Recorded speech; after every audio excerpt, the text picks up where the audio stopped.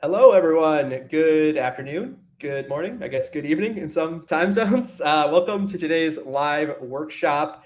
As you can probably tell from the screen here, we're going to be digging into search intent, which is sort of the art and science of decoding user behavior as it relates to search, SEO, and the content that we create. In my opinion, it's one of those sort of overlooked critical factors that a lot of people aren't super well versed in.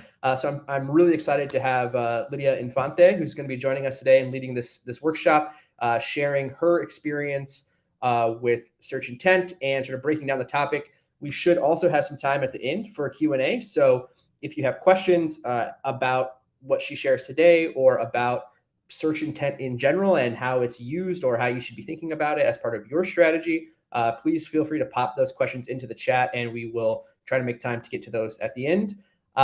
Before we kick off, I will make my normal announcements here. One, of course, is please like our video here to help other people find our channel, find our content. We're always creating new videos and hosting workshops and Q&As and stuff. So like the video here on YouTube to help people find it, and also subscribe if you're not already a subscriber to our YouTube channel. As I just said, we host regular workshops. We've also been posting updated clips and content from past sessions. So there's going to be new video content coming out all the time. So would love to have you as a subscriber there. And similarly, if you really want to stay all the way in the loop and you're not already a member of our Slack community, please join us there. It's called Top of the Funnel. You can visit yesoptimist.com/tofu. Again, it's a free Slack community. We're closing in on 2,000 marketers in our community. Content folks, SEO people, in-house agency, a little bit of everything. There's all kinds of discussion, people sharing recommendations, threads. Sometimes we host Slack AMAs, work opportunities. Really a little bit of everything for just about everyone. So we would love to have you as a member of our community. Please join us there if you have not already. Okay, I think those are, are all my announcements. So without further ado, I am again really pleased to introduce today's host, Lidia. Hi there, Lidia. Hi, hi, hi, hi. How are you? How are you doing? I'm good. I'm really happy to be here. I love talking about search intent and all those juicy topics that are super transversal to marketing, but we often forget about because they're just so basic in a way. So yeah, this is super cool. I love it. I'm also seeing in the comments that Karen is looking forward to this session because she's transitioning from social media to SEO, and I think this is one of the coolest ways, one of the coolest intros.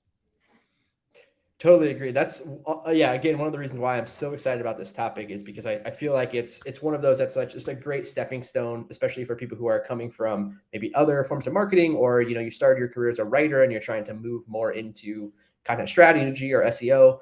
Thinking about search intent, it sort of gives you a little window into kind of that mindset shift of being strategic and not just being creative, but also thinking about the marketing side of it. Yeah, and it also helps like measure the success of what you're doing. I don't want to give spoilers about the presentation, but this is a topic that I love. It's also really hard to make such a simple topic entertaining and actionable. So yeah, and I'm down. This is cool. Awesome. Well, I'm sure you will do a great job, and I'm excited to see what you have to share with us today. Awesome. Right, is this my cue to like get started? Yeah, let's get kick it off. And yeah, if you're watching the stream, pop into the comments, will you, and just say hello to us so we know who all is here. And as I said before, if you have questions, as Lydia is going through the topic today, please pop those into the chat as well, and we'll try to make time for them at the end. Yeah, absolutely. I love questions, so please, whatever's on your mind, just pop it in there. My name is Lidia Infante, and today we're going to be talking about search intent. This is a generic marketer's guide. So it's we were discussing with Tyler. This is not a 101, it is a 201. It's a little bit more advanced than a basic thing. But we are essentially making search intent, the concept behind it, and everything around it accessible to all kinds of marketers. Especially if you're trying to get into SEO, this is going to be really handy for you. So about me, my name is Lidia Infante, like I already said. I've been in SEO for about 8 years. I've been in media, SaaS, e-commerce. I've been on agencies. I actually started my career getting a BSc in psychology. I'm technically a psychologist, which somewhat feels illegal. And then I got a master's degree in digital business, which is also that was a waste of money. I do not recommend it. Currently, I'm a senior SEO manager at Sanity.io. Sanity is a structured content platform that can be used as a headless CMS, which is something else that I'm obsessed with. And I love, love, love SEO strategy.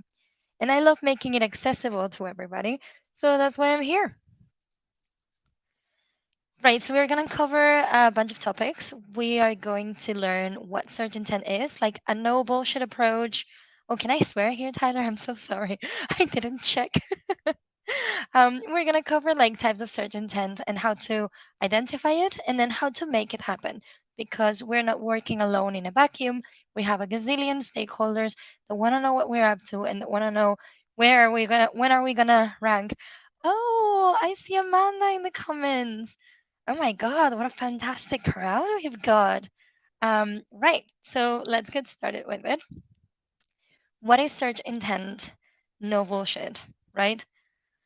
Search intent is what users are trying to get done at the end of performing a query. They want something, they're either in their bed at 2 a.m. thinking they're dying because they have like a weird mole on their leg. Not that happened to me. Or maybe they want to understand if the iPhone 13 or the iPhone 14 are better and which one to shop. Maybe they're just trying to figure out what the directions are to the nearest Tesco. Those are all valid options and stuff that could be happening for our users. So in the end, they're not just this is very different. The behavior in search is very different to the behavior in social media. Because in social media, we've got some algorithms that put us in front of our searchers, of our users, when they're not searching. It is a content discovery behavior where they're passively trying to see what's interesting and what pops up. When they're searching, they're not trying to see what's interesting, they're trying to see what's going to get the job done, what's going to satisfy their user intent. I hope that one's clearer because we do speak a lot about user intent and no one had ever like said it to me in plain English like this. So I actually appreciated my own slides. Right, so when we're talking about types of search intent, there are many frameworks. There isn't just one framework and there isn't one that's going to fit you and you alone. There isn't a perfect one and you have to choose them thinking of the needs of your business and you have to choose them thinking of your stakeholders and what's going to work best within the context of your organization. So I'm going to take you through some of the frameworks that are most well known and kind of help you figure out which one is best for each kind of business. Um, at the end of the presentation as well, you have a lot of resources so you can do a deep dive onto any of the frameworks that you prefer. But yeah, the very first thing when we're going to try and make search intent a part of our content strategy is going to be decide how we define it. So we have a framework. This one is designed by Google and it's called the See, Think, Do, Care framework. Essentially, this means the C framework is a user wants to learn about something. The think framework would be the consideration aspect of the funnel. The do framework is the purchase behavior, more bottom of the funnel. And the care framework, if you're thinking of the funnel instead of a funnel as a kind of like a diavolo, I don't know if those were popular outside of Spain, but at the bottom of the bottom, you've got post-purchase behavior and everything from how to guides on using and maintaining your product to upgrading. So yeah, say things don't care. It's best for cross-functional teams because it's not narrowed to a marketing vocabulary. So you can use it to communicate with your technical stakeholders as well. Um, this framework is designed by Systrix, and it's quite interesting, especially in today's search landscape. I recommend that you take a look at this one. if you work in media or if you're providing your users with quick, fast, simple answers, and you need to ensure that you're making the most of being featured in the rich results on Google. So, what this framework has, different to the other one, is a no simple and a visit. So, we've got no, which would be equivalent to the C. So, I want to learn something, I want to know about something. This is very top of the funnel behavior. You've got no simple, which is queries that don't require a click to meet the user intent. So in this case, you don't need to be measuring clicks or traffic. All you need to be measuring is position and whether or not your brand awareness fluctuates when you hold these positions or not. So this would be like how many calories are in a mango. I don't know why I use this example every time I talk about this. I don't care for mangoes, but yeah, that would be an example of a no simple behavior. You also have the visit behavior, and this makes this framework really good if you have a combination of an online business and an offline business.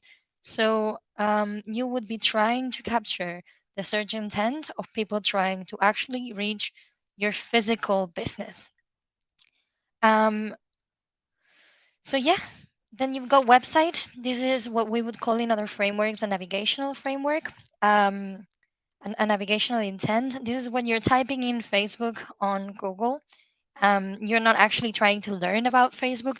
You're just trying to use Google as a portal to reach something else, right? We barely ever type full on URLs anymore. We just say, oh, I want to go read the New York Times. I Google New York Times, and I end up in the New York Times site. Fantastic. So that is the website behavior, and then the do behavior is the same as the previous do behavior. It's pretty self-explanatory. The user is trying to buy something, or in this case, it could also include fixing a bicycle that they've already bought with you. My favorite one, because I work in SaaS and I'm obsessed with SaaS and I love it, is informational, commercial, transactional, navigational. I think this one might be very good for this audience as well because it's the framework that's used in the SEMrush tool. And I know SEMrush is quite popular across 360 marketers because they have a wider set of tools on content creation, social media management, and PPC management as well. So yeah, this one's probably the coolest. This is the one that I wished I was using. I'm not using that one. I'll tell you which one is mine a little later on. Um, informational, same as we've been talking about, but commercial. This one's interesting if you have a bit of a longer buying journey, right? Commercial would be trying to find reviews of your product. It would be trying to compare your product versus another product. So it is an informational search with the intent of making a purchase decision, right? Then you've got transactional when you just want to buy it, right?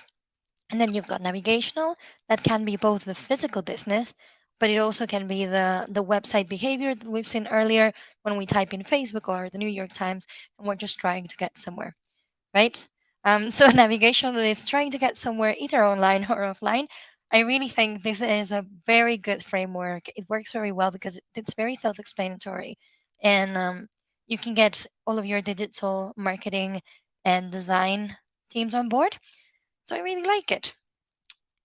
Now, this is the one that I'm using. The classic old marketing funnel, right? We all know about this. We've got awareness, consideration, action, and I have forgotten the last one, but it's something like retention or whatever. Um, this works really well when you're working also in a very cross-functional team, but when you're working very closely with sales, when you're working in a small business, when you're essentially doing PPC at the whims of the CEO and founder of the company, um, this is a very easy to get buy-in for framework. Because once you're choosing your framework, you need to communicate your framework to your main stakeholders. That means, depending on who your stakeholders are, you have to choose one or another framework that's going to help them get on board with you, want to jam to your search intent dance. Um, Personally, the marketing funnel is the one that gets me the best buy in always. And it's not my favorite, And I'm not working for a small business or an old fashioned corporation at all. I work for a tech startup, but it still works the best. If you have any questions about frameworks and you want to put them in the chat, I will pick them up as we go along. Because now we're going to talk about actioning all of these goodness into an actual plan. So the first thing that we have to do when we're trying to satisfy user intent is to identify what the user is trying to do. And sometimes it's very obvious, sometimes it's not that obvious. So we're gonna dive into it. One way that you've got to do it is to export intent from your SEO tools. Um, we've seen before on the previous frameworks. I'm gonna just go back on the slides a little bit. This framework is going to work for you if you're using Systrix. But again, this one's a very specific, narrow tool for SEOs, so it might not be your tool of choice. This one is the best for you if you're using SEMrush. But then if you're exporting your intent from these tools, you're going to have to remap your intent onto the framework of your choice, which sounds a little bit intense. So you export it and you trust the gods of the algorithm to have gotten the intent of those searches right. Then you can go ahead and if you are targeting a very small set of keywords, just Google your keywords or use the Google Ads preview thing and look at the disposition of the SERPs. They should tell you a lot about the intent of your keyword. Now that Google is trying to get a bigger piece of the pie of the e-commerce ecosystem, if it's a commercial or a straight up buy kind of search, you're going to see carousels of products. If it's a learning type of search, you're very likely going to see some video on the SERPs. And if it's a I want to go somewhere kind of search, you're going to see maps, right? So this is a very manual approach, but it's probably the most accurate. It's just nearly impossible to scale. You can also do something similar, but instead of looking just at the SERPs, you go into the top 3 ranking results. Why? That is because Google understands that these three results are fulfilling user intent. So you go in there and try to understand how they're doing it. I really like using this technique for my briefs. So whenever I'm making a content brief, I look at the top 3 ranking people, what they're doing, and I try to see what I like and what I don't. I try to put myself in the shoes of the user, and I give that information to my writer, right? So, for example, recently I was briefing a writer to make a comparison between 2 coding languages, and I really liked that one of the competitors in search had a beautiful, super well explained table in there. So I wanted the comparison table. But then a different competitor had a really good illustration of how different technologies work together. So I briefed to have both things, which I would argue that makes my article, my blog post, the best in the entire SERPs, which is a very good technique for outranking your competitors. So this is how I would recycle the ton of time that you're gonna spend reviewing the top 3 ranking results if what you're doing is ad hoc search intent identification. Now, I don't know how old you are, so I don't know if this is gonna land, okay? But if you want the best of both worlds, you can export your search intent in bulk and then do some manual checks with the 2 other techniques that I have suggested to check that it is actually making sense what's coming from the tool. And there's your Hannah Montana reference. Now, okay, that's a lot. We've got all of our search intent identified. Good for you. Cool. Now you need to make it happen. And this is making things happen is a very underrated skill in the corporate world. You could have the most beautiful spreadsheet analyzing search intent for your entire search market. You can take a look at how your competitors are making happen. But if you can actually, if you cannot execute on it, the ROI of all this work that you've done and all of this knowledge that you've used is just going to go to waste. The ROI of something you've not executed is zero, no matter how good the strategy. And actually making intent happen is not that easy. So let's get into the 4 steps that I use to take intent into your content. You're going to have to get buy-in from design and content teams. If you've got a video team, I am jealous of you. Also get buy-in from them. But they need to understand what you mean when you're talking about intent. To do this, I recommend that you run a workshop once you've chosen your framework to very clearly explain this across your teams. You could even print out a little bit of a checklist, right, or an illustration that reminds these teams what each of the intents that you've chosen in your framework means. If that's too patronizing, then you kind of have to just trust that they're going to remember, or make checking intent part of your process, or make a bigger effort to brief it. So, on that, always add a field for intent in your content briefs. The way that I have been doing this lately is I don't just add the name of the intent, right? So I'm thinking we're looking for awareness, or we're looking for consideration, or we're looking for action. I'll say, what does the user actually try to accomplish in this specific piece? So for the example on the informational content about one programming language versus the other programming language, the intent is informational, right? But what is the user trying to accomplish? They're trying to understand which of the two languages, like what are the differences, but what are they trying to do? Why would they want to know the differences between the two languages? They likely want your help choosing which one to use on their next project. So just go 2 steps further, not just with the tagging of the intent, but also use your empathy to try and understand what they are wanting to actually accomplish. On that note, where do we use the simple labels for our search intent in our keyword research? I would include it in your keyword mapping. If you don't know about keyword mapping, I believe I have a guide on it on the resources section, but it essentially is a big, big document, a live document where you host. These are all of my URLs. This is the main query that all of these URLs are targeting. And then you use different classifications, right, for all of these queries and all of those keywords. So maybe you have intent as one of the types of classification. Maybe you have buyer persona that you're speaking to as one of your types of classification.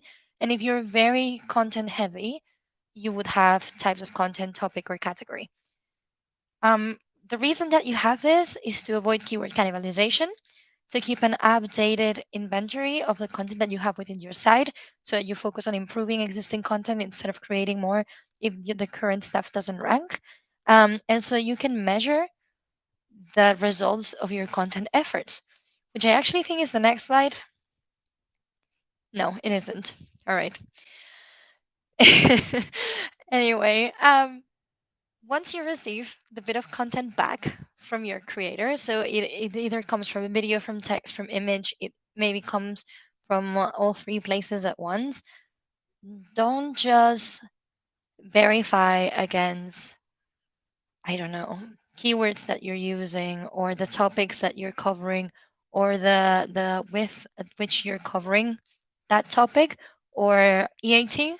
Make a point to QA for intent. QA is quality assurance. So when you're signing it off and reviewing it, I'd recommend getting a checklist.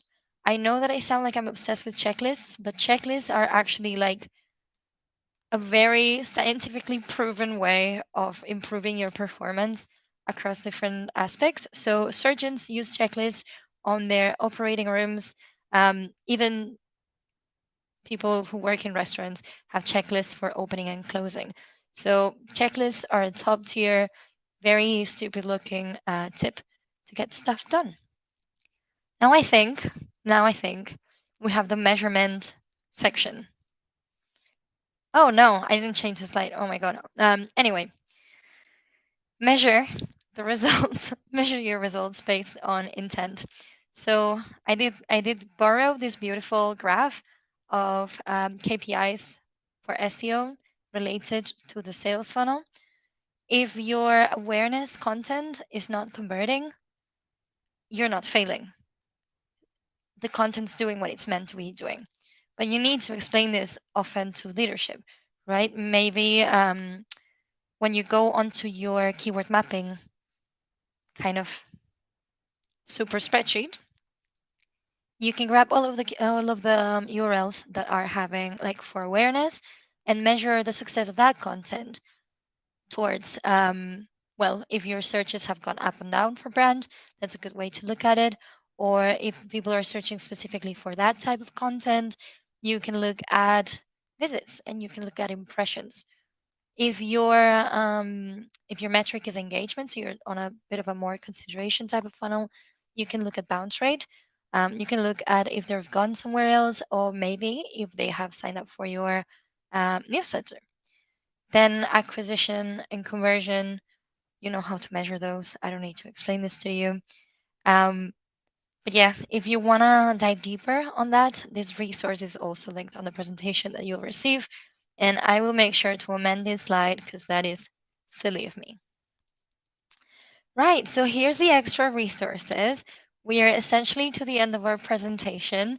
I've written in-depth guide on search intent that you can go check out on Crawl website. I've included the KPIs framework by Google, the 4 types of keywords by SEMrush, and the search intent by Systrix. And that would be my presentation. Thank you. I love that closing slide. First of all, that's awesome. So we're gonna open it up for questions. Lydia, thank you so much for going through that. That was awesome. And also, you did such a great job of like condensing this topic, which I think is like so broad, and you like found a very good narrative to kind of string it all together. So, first of all, feel free to pop questions in. We will make sure that we get the slides out to folks for those links. And actually, while we're taking questions, I'm going to do a little bit of background research here and try to pull those links out so I can share them with you guys right now. Awesome. So we have a question by Karen. Yes. Um, Yep. so will including video as part of my page make it more likely to rank? All right. We're talking about search intent. So what do you think, right? If we're thinking of the search intent of someone trying to actually get to your physical business, no. Unless it's really really hard to find and you need to like guide people with a video. But essentially, you know, if you're trying to teach people how to repot a dying plant, definitely. That is some visual content that's going to work really well. So I'm not sure what industry you're in, Karen, but if you are anywhere lifestyle, home, DIY, food, restaurants, entertainment, video is typically going to help you rank. And on that note, I can recommend you an article that I wrote about TikTok SEO. I'm gonna pull it up and bring it here.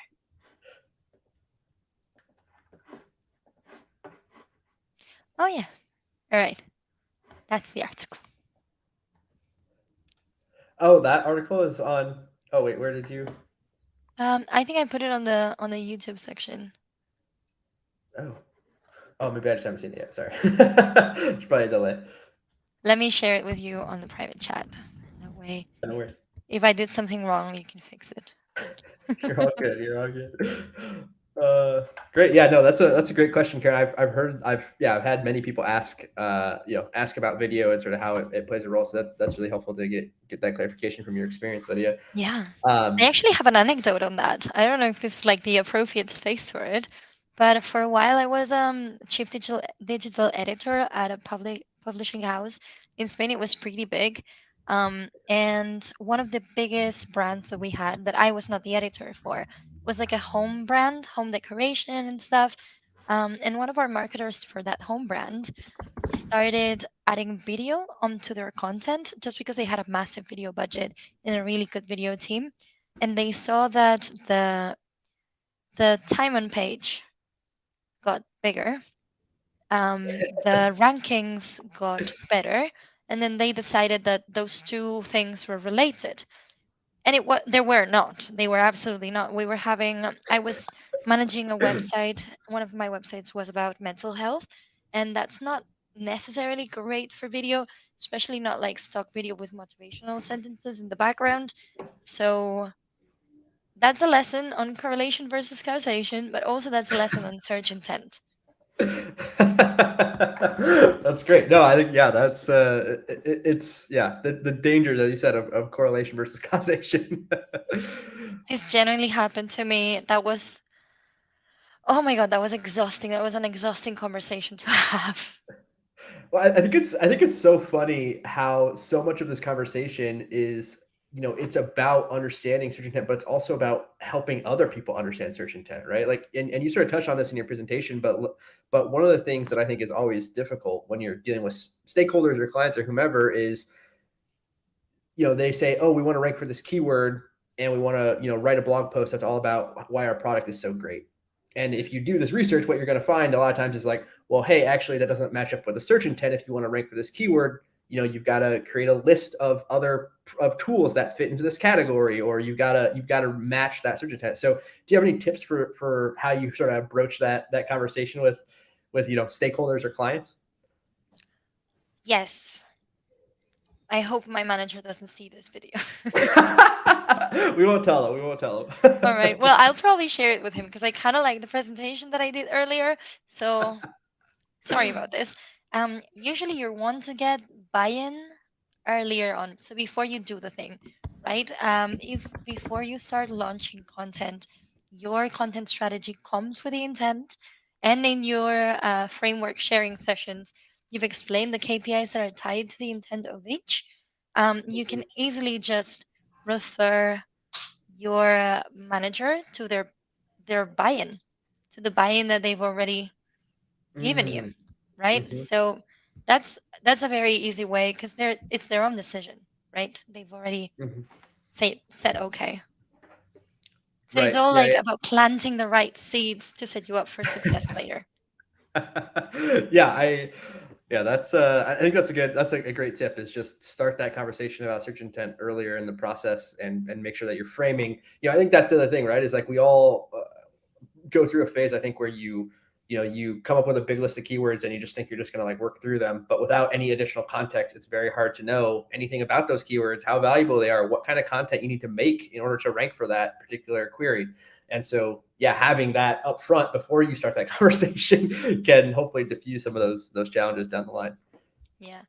We have two super cool questions in the chat right now with Yeah, I was just gonna. Annie and Benny. Oh, yeah, let's go here to Annie's question first. So Annie's question is super interesting because it's something that's come up recently on, well, first it's directly addressed as part of the TikTok algorithm, but also it's directly addressed in the way that Google's working on the SERPs, right? So if the SERPs are mixed with results from like different industries that cover the same keyword, there is likely something called intent ambiguity. In that Mm, case, Google's going to try to surface a diverse range of content that's going to support different intents. In that case, you have to be very clear in your metadata about the intent that you're going to satisfy. Um, mm. your keyword is simply ambiguous. So you need to make sure that the users know why they should click your keyword if their intent matches your content. And when you refer to the metadata, can you tell us a little bit more Yes, about yes. what that includes? So that would be the title and the meta description. Okay. Yeah, and I mean, that's something that we run into all the time, right?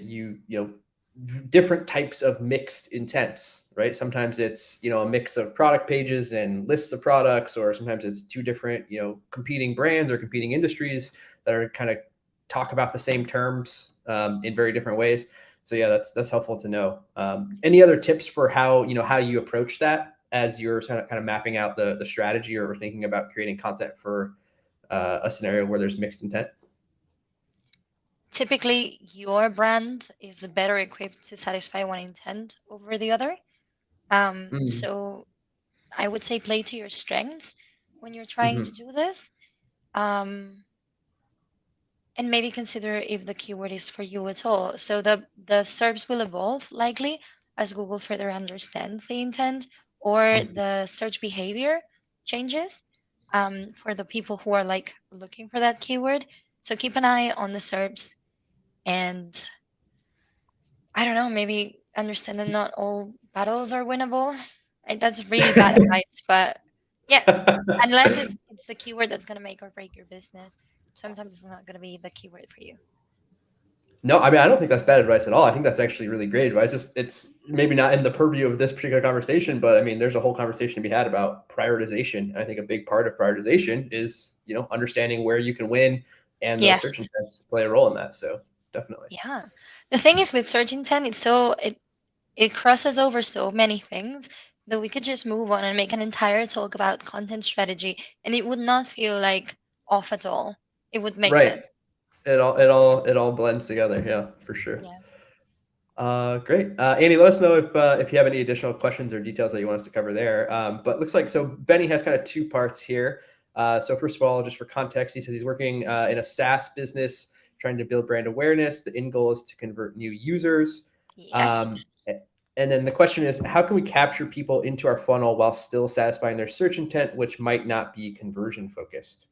So this is super, super cool. I love, love, love, love, love SaaS.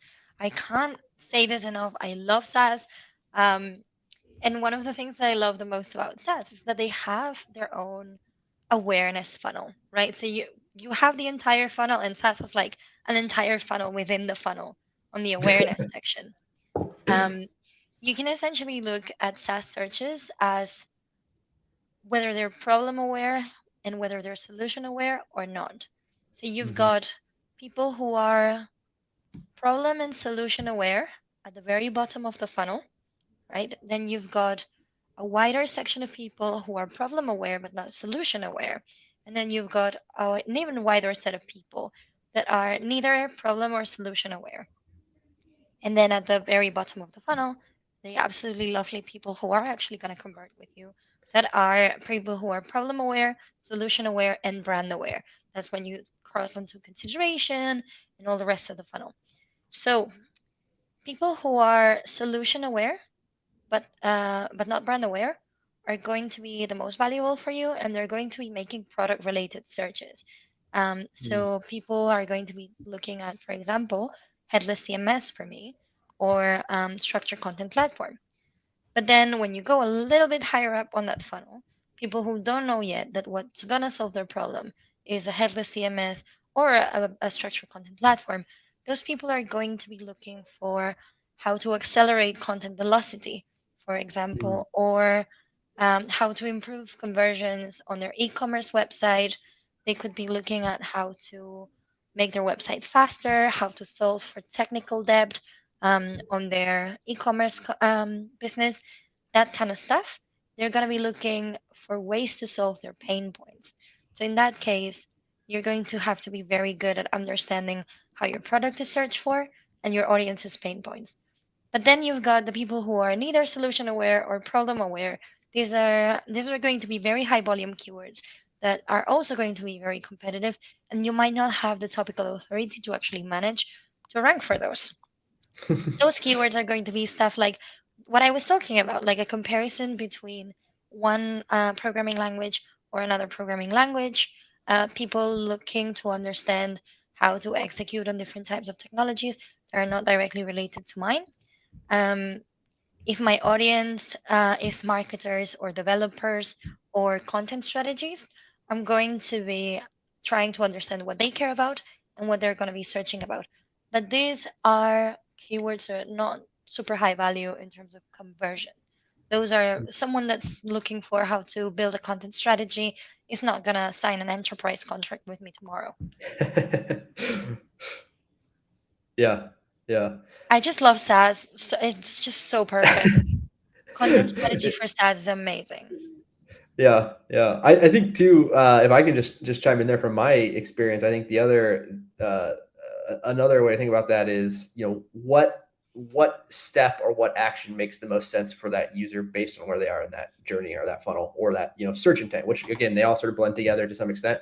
And so, yeah, as Lydia was just explaining, right, there's certain people that are, they're not going to read your blog post and then immediately sign up for your thing. But there's some action that you could potentially get them to take to get them into your funnel, and hopefully move them down through the process. But it's probably not, hey, sign up today, sign up now. Yes. Yes. So, for example, if your SaaS business is somehow related to e-commerce, you could offer a free e-commerce course sent by email in chapters. And if they Mhm. sign up for that, you kind of like build a relationship with that lead, warm up the lead, and get consumer insights from it. There's there's just many clever ways to go about this. I think it's really interesting. Yeah, that's a great idea. We frame it as we kind of plan out content. We talk about the tactical goal of each piece. Mhm. So usually that's like, what's the next logical step for someone to take? Again, based on sort of all of these different parameters. Yeah, I think that's really cool. I think that's a very good way to go about it. And the tactical, I also have a section on my content briefs that goes like, what do you want the user to do next? And Right, sometimes right. I want them to ask for a demo. Today I wrote a brief and I was like, I want them to leave the website and think, wow, that was a great article, right? And that looks Sure. weird, and my head of content would not have liked it. So I think I wrote something else. But that's truly the goal of that piece is for them to be like, yep, I know what I need to know. Bye. Yeah, yeah. The other thing too, I'll just mention is, I think it comes back to that full circle. It comes back full circle to what you were talking about before, Lydia, which is, sort of mapping that out in advance and getting that buy-in, so that when you create a piece that's clearly, early in someone's journey, the CEO is not going to be like, wait, but where's the CTA? Yes. Why aren't you converting people on this? Well, that wasn't the intent of this piece, was not to do that.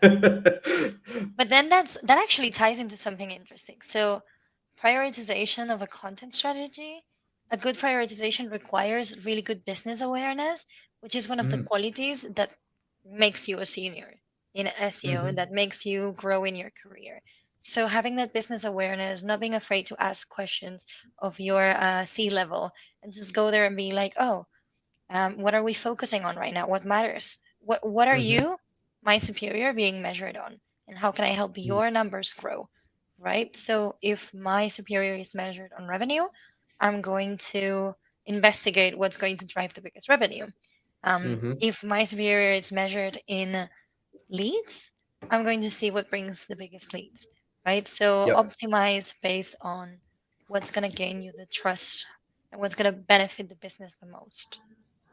I love that. And so I really, we're just riffing at this point, but the other thing that I I always know think about we've is, got some more questions, but I'm like, this is good. We'll go yeah, to your yeah. question, Well, Karen. I promise. yeah. I have one point, and then, well, maybe we'll turn into a couple more, but then we'll get to Karen's question. I was just gonna say, the other, I think, component to that that's so important is timelines, right? Yes, So not just what's your goal, but over what kind of a time horizon. Because to your point, when you're thinking about prioritization, right, like, I think about it as like, investing in a portfolio, right? Like, you have like your investments, and you're sort of, some yes, stuff that's like a long term bet, some stuff that's a short term bet, those kind of things. And so you have to be able to understand not just the goals, but what kind of timeline are you on? Because, yeah, maybe their goal for this quarter is revenue, but their goal for the year is leads. And so you've got to yes, think about, how do I divvy those resources up? Anyway, sorry, that's yes. just me And that also ties to pontificating. being like aware of where your business is, right? Like, because if you're in a very early startup that has tons and tons of investment, you can just go around and be like, la la la, in a world of flowers and brand awareness, and just write a ton of blog posts that are going to be interesting to your audience, be measured on views, and be happy forever. But if your company is struggling or you're in a moment when you need to demonstrate profitability, you're going to have to Mhm. focus on other stuff. Now, if you need to demonstrate scalability, you're going to have to work on programmatic content or other forms of content. But knowing what your company needs and where they are within their journey is super important. Love that. I love that. Yeah. I feel like we could talk all day about that. So I know content strategy is so cool, isn't it? it's so fun. Yeah. Okay. We are gonna, unless you have anything else to add, Lydia, I'm gonna move us along to Karen's Yes. question. So her question I think goes back to your talking about the briefs and kind of how you communicate to the folks that you're working with on the writing and the content side. So how do you build trust with writers who may be hesitant about shifting to a more SEO focused way of approaching writing? So, writers who are hesitant about shifting to more SEO focused writing are worried that you're going to make them write shit to rank higher on Google. They are thinking Panda times, right? They're thinking before everyone got a penalty for keyword stuffing. So, you are starting off in a bit of a wrong foot when you have to demonstrate that the value of SEO is not about um, just getting people into the website, but about satisfying them. So you're going to leverage what they are measured on, right? Again, Mm, you're going to talk to them about amplifying, helping their content reach more readers. They are proud of hmm their content. They're typically very driven into perfection. I have a hmm feeling that writers are a lot less likely to take risks and assume a big margin of error that other aspects of the marketing business. There's aspects that we're used to testing, right? When with social media, we're used to testing. With PPC, we're used to testing SEO, but PR and content, they're not used to testing. They just do the thing. It lives there forever. They put a year in the URL so it can never be reused. Um, so essentially, you want to talk to your content writers and become besties and explain to them, "Oh, I want your content to reach more people." So ways that you can go about it is when they write good content that ranks, publicly congratulate them on ranking Mm, for this very competitive keyword. Talk to them about the numbers that their content is doing, and they're going to be more and more inclined to help you and collaborate with you. So instead of talking about SEO content, I like talking about search led content, which means SEO mm. content, but in a way that intimidates writers less, because it doesn't sound like I'm going to make you like write the same word 30 times in the first paragraph. So when you're briefing them, you could be looking at briefing them, incorporating what you think users want and what your competitors are doing. Depends on Mm, where your bottleneck is, right? So if you don't get budget for writers, that is a specific bottleneck that you have to solve with management. If writers don't want to write the content that you are asking them for, that is a different kind of bottleneck. And if writers don't want to write in the way that you want them to, that is a different type of problem. All of those seem to come from the idea that SEO content is bad for users. So you have to switch that around. hmm Amen. Try, we try. I always try to tell people it's like the SEO part's like a table stakes, right? It's like just because you're writing with the goal of ranking doesn't mean that like you can only write the lowest quality content that will rank. Like that's the bottom tier. That's the bottom rung. So yeah, I think that's Yes. really really great feedback. I can yeah, that was awesome. All right, Benny's back with another question. Do you have an article brief outline recommendations to provide to freelance writers to set them up for success? I do. It's not public, but there's an article that someone wrote recently that has a public set of content briefs and templates. So you can choose the best one for you. I'll find this article, Tyler, and pass it on to you. So Benny, make sure you're, I don't know, in the Slack community so that Definitely. Tyler can send this article to you. If not, maybe Yeah, I'll for add it in the comments later. I don't know. I have to Google for it. sure. It's out Yeah, there. People share their content outlines. I was gonna say I know our friends over at Content Harmony just recently updated theirs. They have a big giant resource that's got a bunch of different templates and formatting. So yeah, we'll make sure that first of all the deck here from Lydia and also any associated links and stuff will be shared inside the Slack channel. So again, if you're not already a member of Top of the Funnel, pop in there to make sure you get access to those resources. There's so Um, many. I found the one that I was thinking of. I'm gonna post it in here. But great, yeah, great. the resources are out there and I really like them. I typically grab, well, when I started, I grabbed one that I liked and it's been evolving with me ever since. So yeah, good stuff.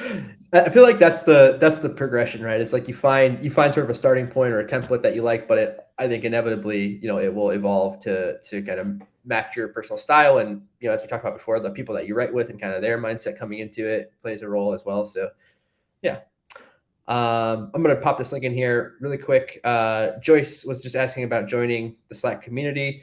The URL there for that, yesoptimist.com/tofu. Again, free Slack community, top of the funnel. Would love to have you. We've got another question from Austin.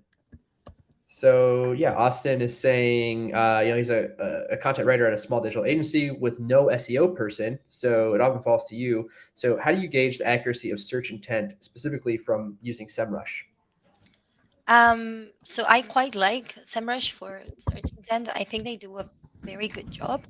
But don't just entirely rely on the tool. Do some like manual checks of your own and like use your common sense as well to go and do it. So if you're the content writer, um, I'm not sure if someone's giving you briefs, or if you're receiving them somewhat, or you have quite a lot of freedom to write this. But in your case, I think the best bet is going to be look at the top three ranking content for your target keywords. And Mm-hmm. if you're using SEMrush, I don't know if you've ever used the content writing assistant. It's an incredible tool that I've been raving about in the last couple of weeks. I really, really, really love it. And they have an add-on that goes on your Google Docs, and it's pretty savage. So you turn on the add-on, and it gives you a score out of 10. And I was trying to give a writer of mine like some feedback. Oh my god, I'm so sorry for him. But he did a great job. It was just not like quite matching the intent. So I pulled up the page and I was like, and it gave him like a 5.4, and it said mediocre on top. So Oh. it is a savage tool, but it is very good. I really like it. I don't trust it blindly because nobody should trust any tool blindly. But it's brought up many times when I've forgotten to dig into a topic in depth, and it brings up like little suggestions of stuff that you could forget about. So I really, really recommend it. Mm-hmm. Lydia, do you find like in your experience, do you feel like you have a bit of a better like intuition for search intent just by looking at the query, or do you feel like you generally do have to do kind of a manual review to really understand it? So I think I have a good intuition for it. Um, but when I have to brief it, I dig in quite deeply. Yeah. I'm literally just writing another brief where my target audience is developers. And my husband's a developer. He was sitting next to me, and I was like, all right, if you were Googling for this, what would be the perfect article to respond to your query?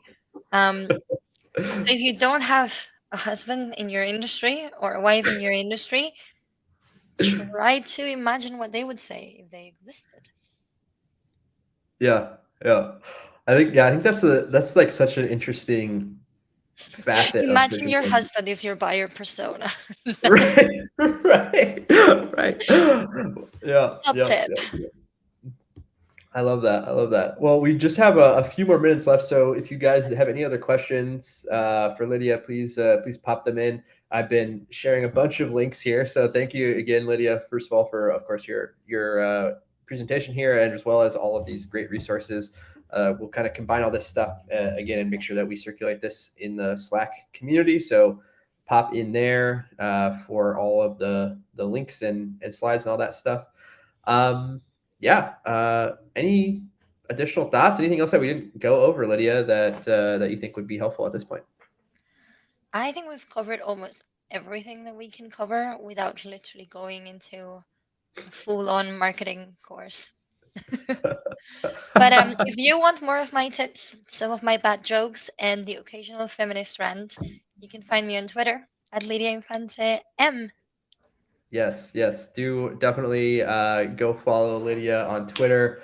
She is a great follow, and is always dropping useful knowledge and resources there. So yeah, give her a follow as well as joining Top of the Funnel. I think we'll wrap a couple minutes early today if we don't have any final questions. So again, I just want to thank you so much, Lydia, for taking the time to share your knowledge and expertise with us. This was awesome, and Thank really you. It's appreciate it. genuinely my pleasure. I got to nerd out about SaaS funnels. How amazing is that? It is fun. It's fun to to talk with people who speak the same language. Yes. Thank you so much for Awesome. hosting, Tyler.